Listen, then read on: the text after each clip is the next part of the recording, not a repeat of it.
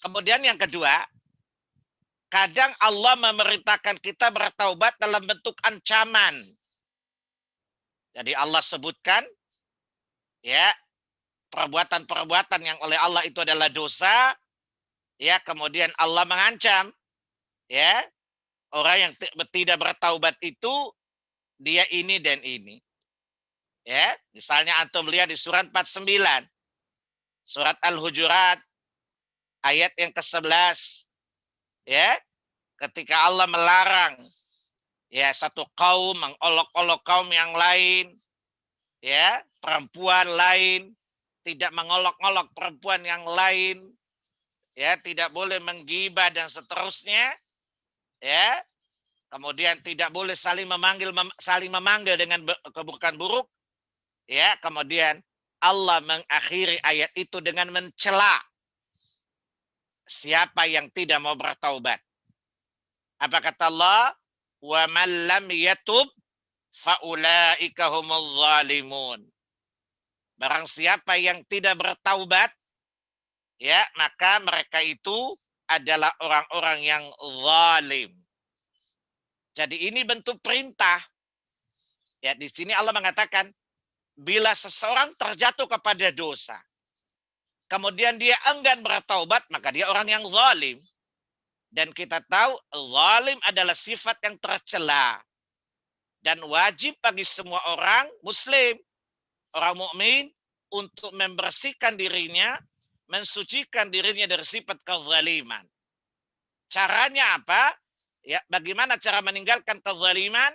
Dengan melakukan sesuatu di mana dengan sesuatu itu dia bersih dari sifat kezaliman itu. Ya, maka pada ayat ini pun terdapat perintah, tapi bentuk perintahnya dengan mencela orang yang meninggalkan perintah itu. Ya, kata Allah, wa man lam yatub faulaika humul zalimun. Dan barang siapa yang enggan, yang ogah, tidak mau bertaubat, maka mereka itulah orang-orang yang zalim. Ya, ini adalah perintah, tapi sirat atau redaksinya, gaya bahasanya, bentuknya celaan kepada orang-orang yang meninggalkannya. Maka apabila satu perbuatan bila ditinggalkan mendapatkan celaan, maka dalam kaidah usul fikih mengerjakannya adalah wajib. Saya ulangi, satu perbuatan yang apabila ditinggalkan itu dicela, ya, apabila ditinggalkan itu mendapatkan celaan, maka mengerjakannya adalah wajib. Maka mengerjakan adalah wajib. Dan wajib itu adalah perintah. Ya, itu yang kedua. Kemudian yang ketiga, kadang Allah memerintahkan kita bertaubat dengan bentuk solusi, lawan dari ancaman.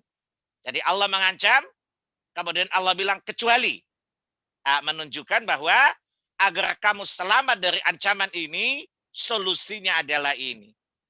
Ya, jadi Allah sebutkan dosa-dosa, ya, kemudian Allah berikan ancaman, ya, kemudian Allah berikan sanksi iqabnya, kemudian Allah bilang illa, kecuali, ya, siapa yang bertaubat. Ini juga adalah perintah. Ini juga adalah perintah. Karena menjauhkan diri dari iqab, dari azab, hukumnya wajib.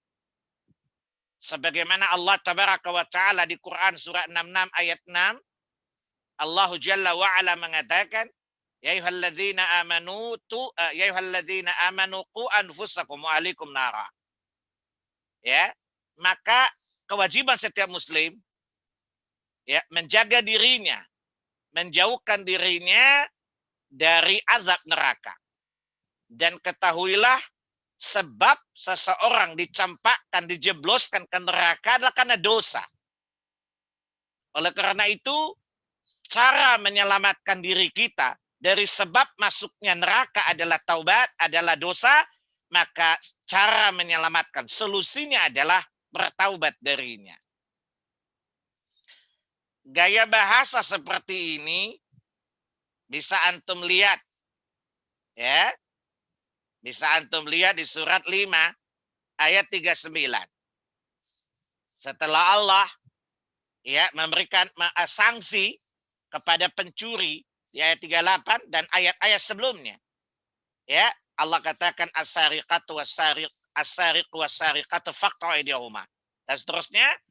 Kemudian di ayat 39 Allah katakan, "Faman taba min ba'di zulmihi wa aslaha fa innallaha yatubu alaihi. Innallaha ghafurur rahim."